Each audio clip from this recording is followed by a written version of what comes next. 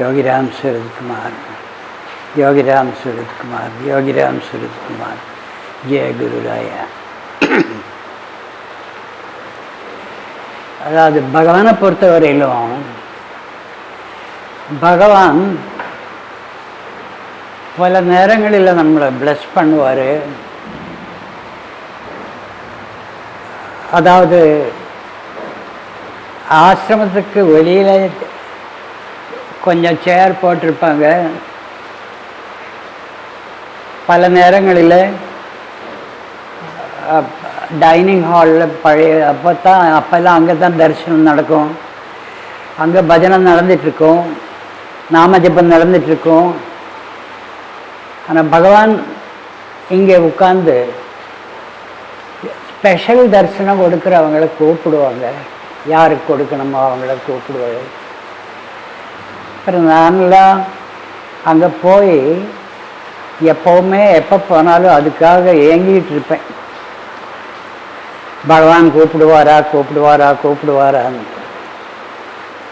அப்புறமா பெரும்பாலும் போகும்பொழுது இந்த கோதுமை மாவு ஆஃபரிங் அதை எடுத்துகிட்டு போவேனே, அதுவும் எடுத்துகிட்டு அங்கே வச்சுட்டு பகவான் கூப்பிடுவாரா கூப்பிடுவாரா கூப்பிடுவாரா அப்படின்னு எதிர்பார்த்துட்டே இருப்பேன். ஒரு நாளைக்கு பகவான் அன்னைக்கு நான் சும்மா போனேன் தனியாக ஆசிரமத்தில். கோதுமை மாவு ஆஃபரிங்கெல்லாம் ஒன்றும் கொண்டு போகலை. ஆனால் கொஞ்ச நேரம் இதே மாதிரி பகவானை பார்க்கணும் அப்படின்னு ஏங்கிட்டு இருக்கும் பொழுது செல்வராஜ் வந்து கூப்பிடுறாரு, சாமி இவங்களை கூப்பிடுறாரு. சரின்னு நான் போனேன். பகவான் மட்டும்தான் உட்காண்டிருந்தார் அங்கே. என்னையும் பகவான் இடது பக்கம் பகவானுடைய பக்கத்தில் ஒரு நாற்காலி இருந்தது, அதில் உட்கார சொன்னார். அதில் உட்கார்ந்தேன். அப்புறம் பகவான் சிகரெட் பற்ற வச்சார். அப்படியே அது சிகரெட் குடிச்சிட்டே இருந்தார். என் கையை தடவிட்டே இருந்தார். அப்புறம் 3 சிகரெட் ஒன்றுக்கு பின் ஒன்றாக 3 சிகரெட் குடித்து முடிச்சிட்டாரு. அப்புறமா என் கையை பலமாக பிடிச்சார்.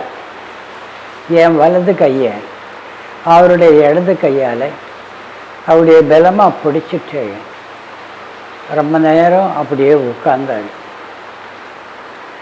அப்படியே எனக்கு உள்ள என்னமோ நடக்குது, பட் அது என்னன்னு எனக்கு தெரியலையே. பகவான் சைலண்டாக ஒருவேளை நம்மளுடைய பாவத்தை எல்லாம் கரைக்கிறாரோ, இல்லை தன்னுடைய திவ்ய சக்தியை புகுத்துறாரோ, அதுக்கு சக்தி சஞ்சாரம் அப்படின்னு சொல்லுவாங்க. நம்ம பகவானை பொறுத்தவரையிலும் இந்த ஸ்பர்ஷங்கிறதுல அவருக்கு ரொம்ப ஈடுபாடு உண்டு. யாரையும் தொடாமல் பெரும்பாலும் அனுப்புறதில்லை. ஆனால் நிறைய பேர் இருக்கும் பொழுது அப்படியே பகவான் கை இப்படியே தூக்கி, அப்போ நமக்கு அந்த வாணியில் ப்ளஸ் பண்ணுறவங்க ரொம்ப ரேராக தான் இருக்காங்க. நான் பார்த்ததில்லை அப்படி ப்ளஸ் பண்ணும்பொழுது. அதில் நான் நினைப்பேன், அந்த சமயத்தில் அந்த 2 கையும் பகவான் தூக்குற சமயத்தில் நம்மளுடைய பாரத பூமியினுடைய ஆர்ஷ பாரதம் சொல்லுவாங்க. இந்த ரிஷிகள் நிறைய பிறந்த இந்த பாரதத்தினுடைய ரிஷிமார்கள் அத்தனை பேருடையும் ஆசி இந்த பகவானுடைய 2 கைகளுக்கும் பின்னாடி ஒர்க் பண்ணுறது. அவங்களுடைய ரெப்ரசன்டேட்டிவாக தான் பகவான் இங்கே உட்காண்டிருக்காரு. பகவான் நம்மளை பிளஸ் பண்ணும் பொழுது, ஆசீர்வாதம் தரும் பொழுது, அந்த மகாத்மாக்கள், பாரதத்தை வழிநடத்தி செல்லும் மகாத்மாக்கள் அத்தனை பேருடையும் ஆசி நமக்கு வந்து சேருது பகவானுடைய கைகள் வழி. மகாத்மாக்கள் சொல்லுவாங்க, இந்த நம்ம கையினுடைய இந்த பகுதி இருக்குல்ல, அது வழியாகத்தான் அதுக்கு ஒரு முக்கியத்துவம் இருக்கு. அது வழியாகத்தான் அந்த ஆசிய அலைகள், நம்மளுடைய ஆசீர்வாதத்தினுடைய அலைகள் அது வழியாகத்தான் வரும். அதனால தான் இப்படி கை தூக்கி குருமார்கள் நம்மளை பிளஸ் பண்ணுறது. அதே மாதிரி பாதத்தில் நம்மளுடைய பெருவிரல் இருக்குல்ல, அது வழியாகும் ஒரு ஒளி, மகாத்மாக்களுடைய அந்த பெருவிரல் வழியாக ஒளி வரும்னு ஒரு நம்பிக்கை இருக்குது. அதனால தான் நம்ம பாத நமஸ்காரம் பண்ணுறது அந்த இடத்துல.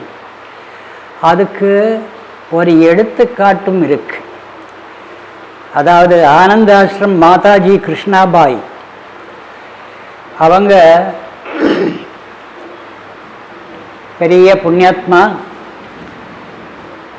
தன்னுடைய குரு யோகிராம் சுவாமி ராமதாஸை தேடி இப்படி போகிறாங்க. ராத்திரி ஆயிடுச்சு. தன்னந்தனியாக எல்லாம் ஏற்பாடும் பண்ணி போகிறாங்க.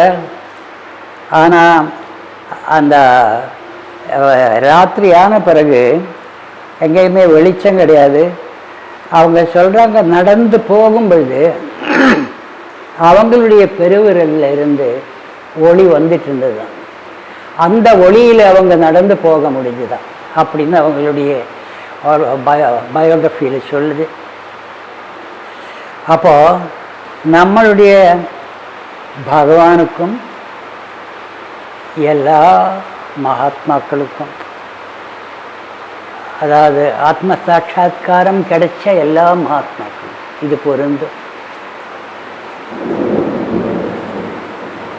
பகவான் அப்படியே கை ரொம்ப நேரம் பிடிச்சு அப்புறமா என்கிட்ட சொன்னார், stand up and come here and stand up அப்படின்னாரு. இங்கே வந்து நில்லு அப்படின்னாரு. அதுவரையிலும் கையை பிடிச்சி அப்படியே அவர் என்ன செஞ்சாருன்னு எனக்கு தெரியாது. அது அப்படியே கண்டிப்பாக ரொம்ப ஆழமான ஒரு அருள் பகிர்தல் தான் நடந்திருக்கும். அப்புறமா பகவானுடைய முன்னாடி வந்து நிற்க சொன்னார். நானும் பவ்யமாக அப்படியே நின்னேன். மறுபடியும் கையை பிடிச்சாரு. அப்புறம் ஸ்டாண்ட் ஸ்ட்ரைட், நேராக நில்லு அப்படின்னாரு. நான் அப்படியே நேராக நின்னேன். மறுபடியும் கையை பிடிச்சி பகவான் பண்ணுறதை தொடர்ந்தார். கொஞ்ச நேரம் கழித்து, now you can go wherever you want my friend அப்படின்னாரு. இப்போ நீ எங்கே வேணுமானாலும் போகலாம் என்னுடைய நண்பா அப்படின்னு சொன்னார் பகவான். நான் அப்படியே உள்ளே உருகிட்டு இருக்கேன். அப்போ எனக்கு மனசில் தோணுது, இப்போ நான் 3 காரியம் செய்யலாம். ஒன்று, சேலத்துக்கு திரும்பி போகலாம். அதுக்கு பகவான் பர்மிஷன் கொடுத்ததாக இருக்கலாம். இல்லைன்னா அங்கே டைனிங் ஹாலில் நாமஜபம் நடந்துட்டுருக்குது, அது முடியல, நான் அங்கே போய் மறுபடியும் ஜாயின் பண்ணலாம்.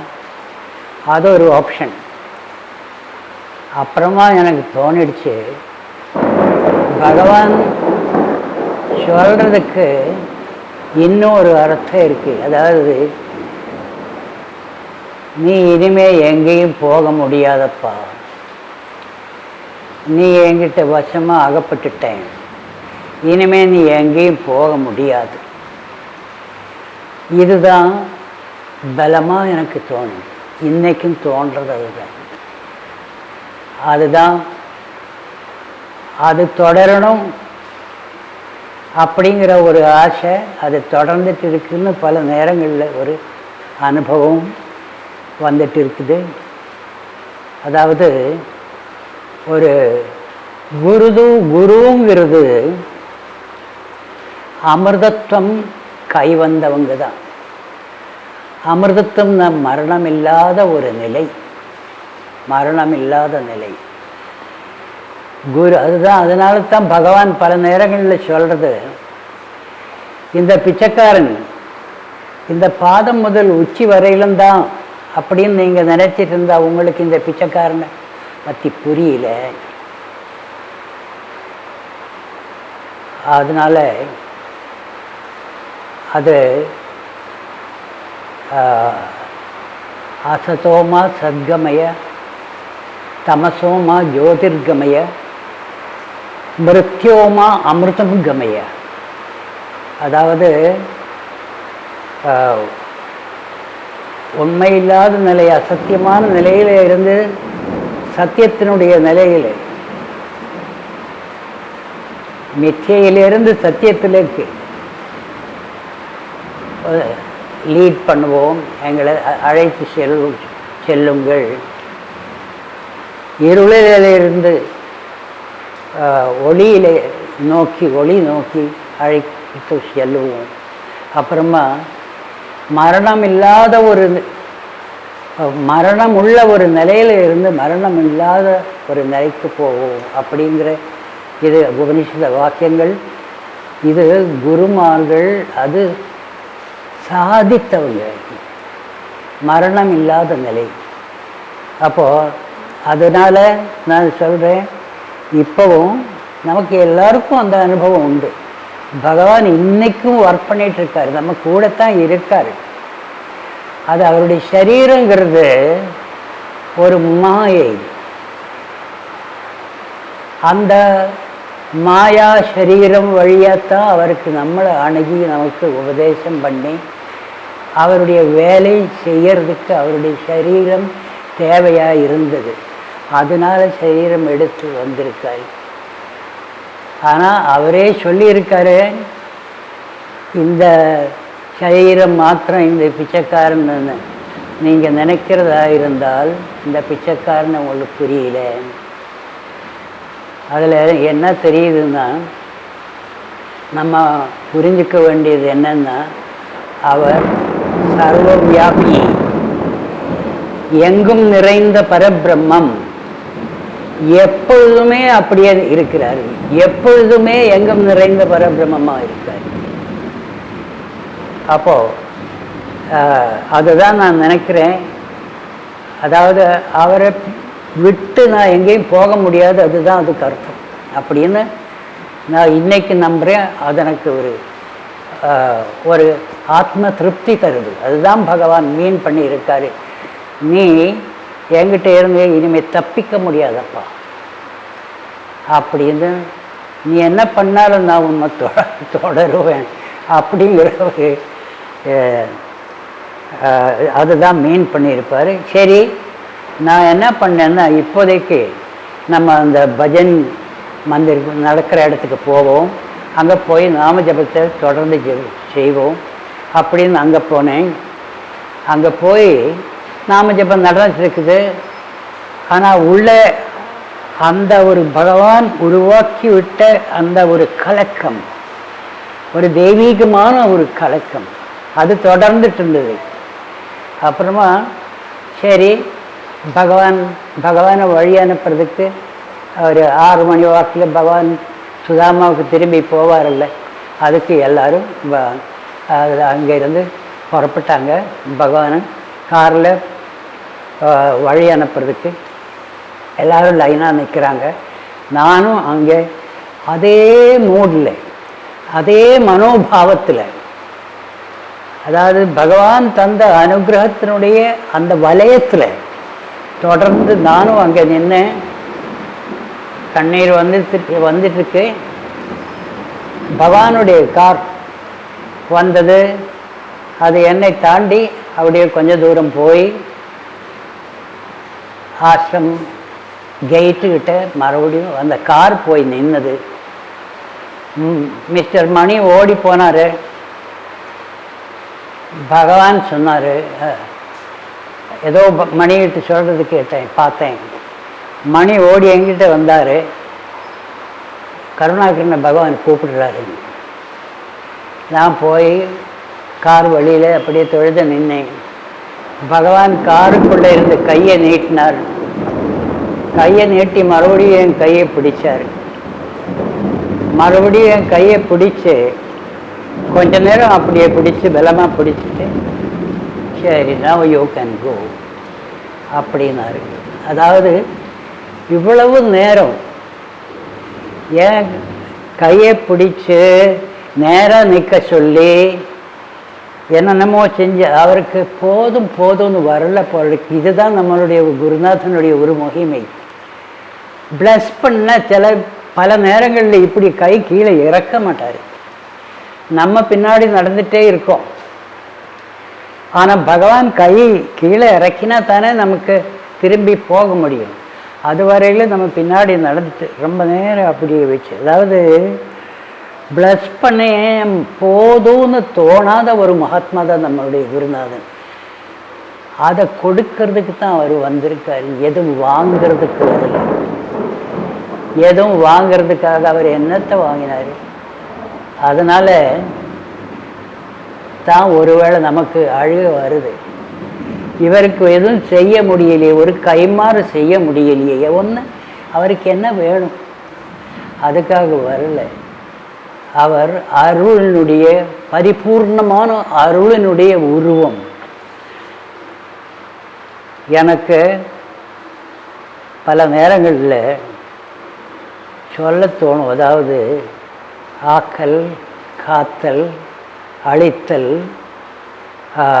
மறைத்தல், அருளல், இந்த 5 வேலைகள் தான் கடவுள் செய்கிறதாக நம்மளுடைய சாஸ்திரங்கள் சொல்லுது. இதில் அருளல்ங்கிற வேலை இருக்குது பாருங்க. அது பல நேரங்களில் கடவுள் நானே நேரில் போய் செய்கிறேன் அப்படின்னு நினைக்கும் பொழுது தான் அவர் குருவாய் வர்றார். அவரே கடவுள், கடவுளே வந்திருக்கார் குருவா. அதனால தான் கடவுளால் மட்டும் செய்யக்கூடிய காரியங்கள் பல அவங்க செஞ்சிட்டு போகிறாங்க. மனிதனால் மட்டும் செய்ய முடியாத காரியங்கள், நினைக்கவே முடியாது அப்படியெல்லாம் செய்ய முடியும். அப்போது அருளினுடைய உருவந்தான் குருநாதன். இது நிரூபித்து காட்டியிருக்காரு, நிரூபித்து காட்டிகிட்டே இருக்காரு நம்மளுடைய குருநாதன். योगीराम सूरत कुमार,